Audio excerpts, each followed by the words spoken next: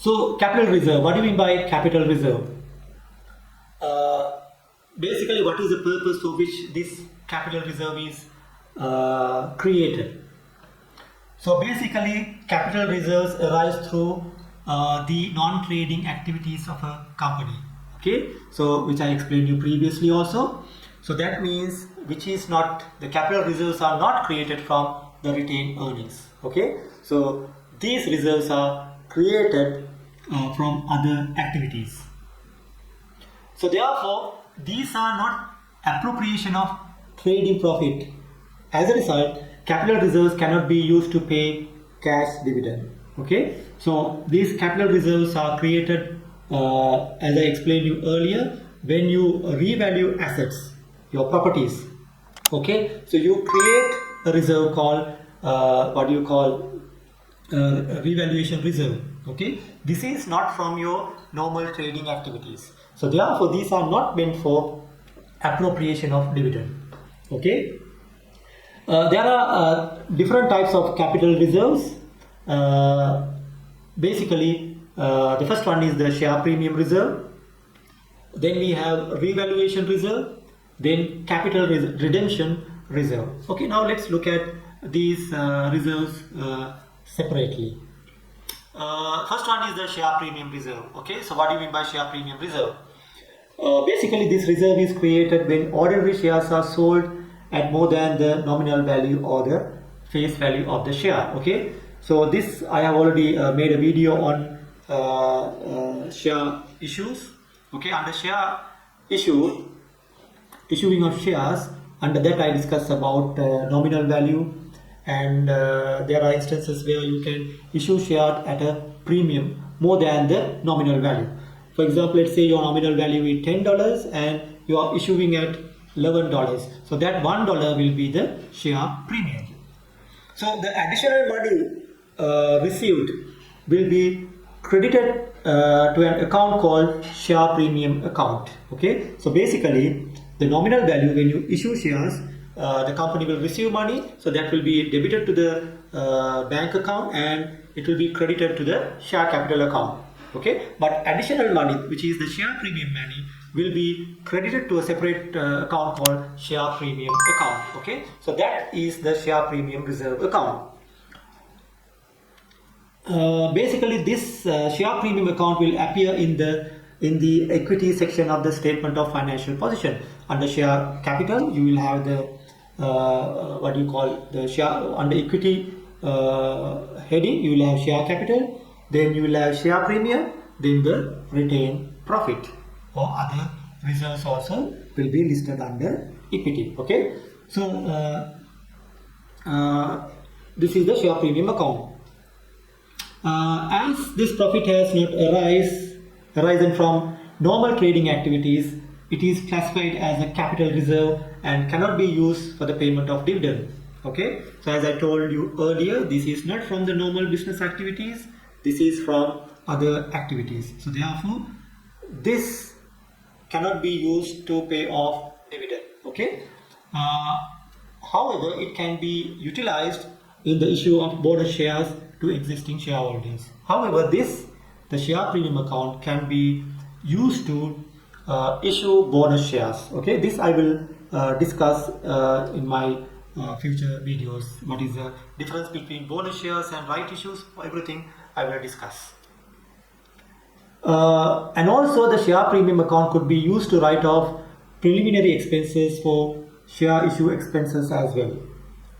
Okay, so these share premium account can be used to write off the preliminary expenses. So preliminary expenses mean before you start operation, you might incur certain expenses. Those expenses can be set off against the share premium account. And the next one is the revaluation reserve, which of course I already discussed. This is mainly created by revaluing non-current assets such as land and buildings.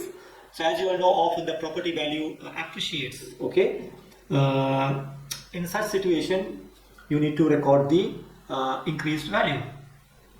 If non-current assets, normally land and building, appreciate in value, then the value shown in the assets of the statement of financial position would increase. Okay, so assets value will increase. So therefore you need to increase the assets. So increasing the assets means you have to debit the asset. Okay.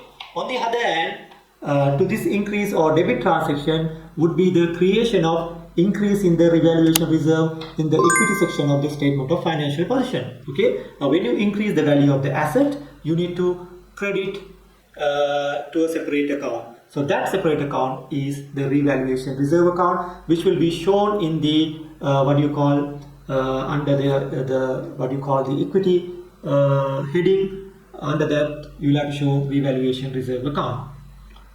So revaluation reserve would appear in the statement of financial position under equity. This reserve is maintained until the gain is realized, which means upon selling, company would get cash.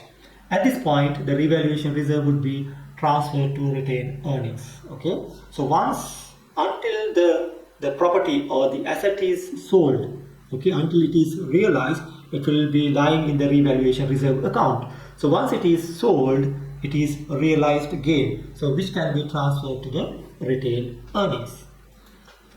Now finally, we need to discuss about capital redemption reserve.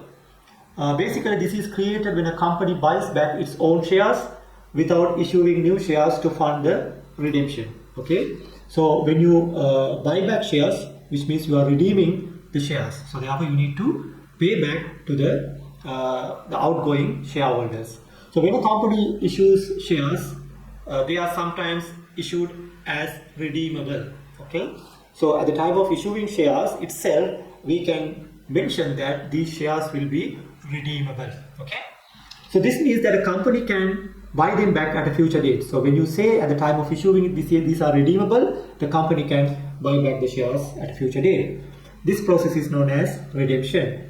The retained earnings would be reduced by the value of the transaction, and the capital redemption reserve would be credited. So in order to record this transaction, okay, retained earnings would be created for this particular purpose. From retained earnings, this would be transferred to the capital redemption account.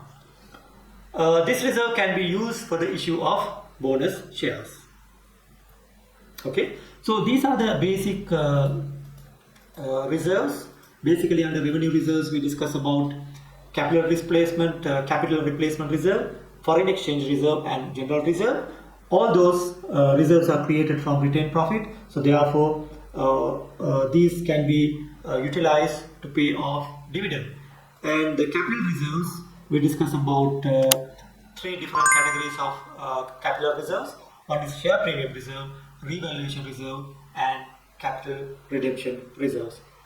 So with this, I will conclude my the first podcast on capital reserve and revenue reserves.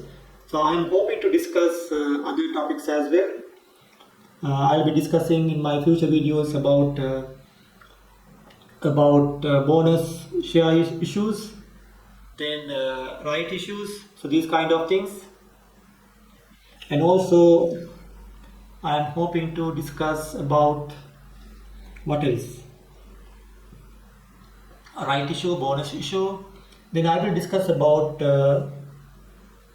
issue of shares, how to record the transactions, which I have already started uploading videos on that area. Okay, so with this I will conclude the podcast, and I will see you soon again with another podcast. Okay, until then, until such time, bye for now, and I'll see you soon again. Bye.